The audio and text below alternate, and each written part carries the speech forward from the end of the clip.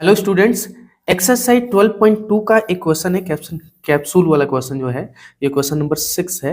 इसकी डिमांड की गई थी तो एक बार चलो देख लेते हैं इस क्वेश्चन को। क्वेश्चन ये है कि एक कैप्सूल है जो है एक सिलेंडर की शेप में है और इसके दोनों एजिस पे, दोनों कोने पे, मतलब बीच में तो बेलन है, दोनों कोने पे जो हेमिस्फीयर यानी कि अर्धगोले लगे हुए हैं। ठीक है, इसका डायामीटर व्यास दिया हुआ है 5 मिलीमीटर और इसकी टोटल जो है लंबाई बताई गई है 14 यानी कि 14 मिलीमीटर। हमें इसका सरफेस एरिया यानी कि पृष्ठीय क्षेत्रफल ज्ञात करना है। ठीक है, तो चलो इसका एक रफ सा डायग्राम मैंने बना के रखा हुआ है पहले ही। ठीक है, इस क्वेश्चन के सॉल्यूशन को देखते हैं जी।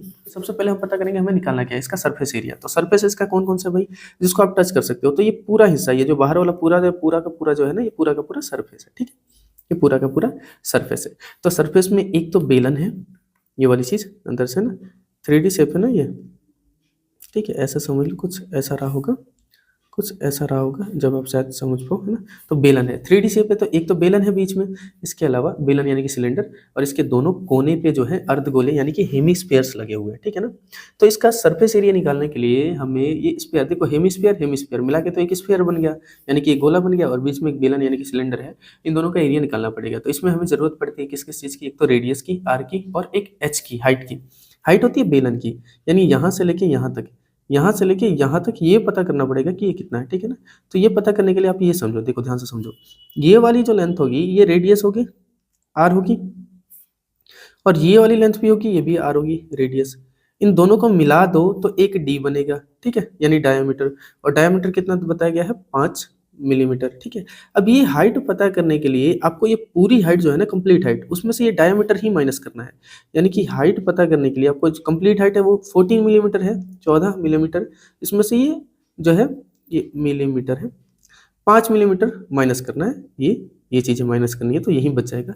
ठीक है, तो यहाँ से हाइट आपको समझ में आएगा कि 9 मिलीमीटर है, 9 मिलीमीटर है। ठीक है, ये बातें बताई गई है। तो हमारे पास क्या क्या जानकारी मिल चुकी है अभी तक। रेडियस आर जो कि आधा होता है डायमीटर का, डायमीटर है 5 मिलीमीटर, यहाँ पे देख लो 5, इसका आधा होगा यानी कि 5/2 मिलीमीटर। हाइट ऑफ सिलेंडर वो कितना दिया हुआ है, 9 मिलीमीटर, वो हमने निकाल लिया। ठीक है, 9 मिलीमीटर। ठीक है, अब बात करेंगे सरफेस एरिया की। तो इसका सरफेस एरिया निकालने के लिए पृष्ठीय क्षेत्रफल फॉर्मूला हमें अप्लाई करना पड़ेगा।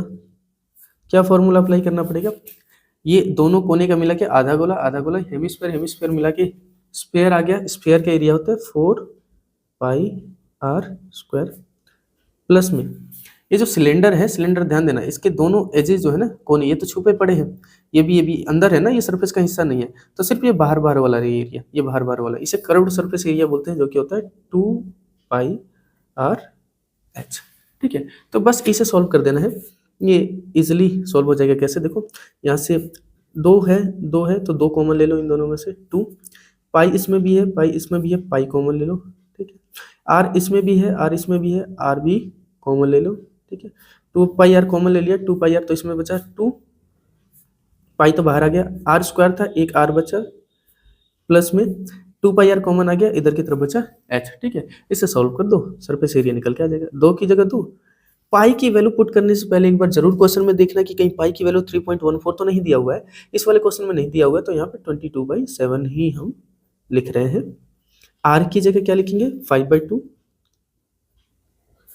ब्रैकेट के अंदर 2 की जगह 2, आर की जगह 5/2, एच की जगह 9। ठीक है, 2 से 2 कैंसिल हो गया, यहाँ पे अब देखोगे इस 2 से ये 2 भी कैंसिल हो गया, तो 22 गुना में 5 यानी कि 110/7 गुना में, इनको सोल्व करो, 9 और 5 14, ये बचेंगे 7 दूनी 14।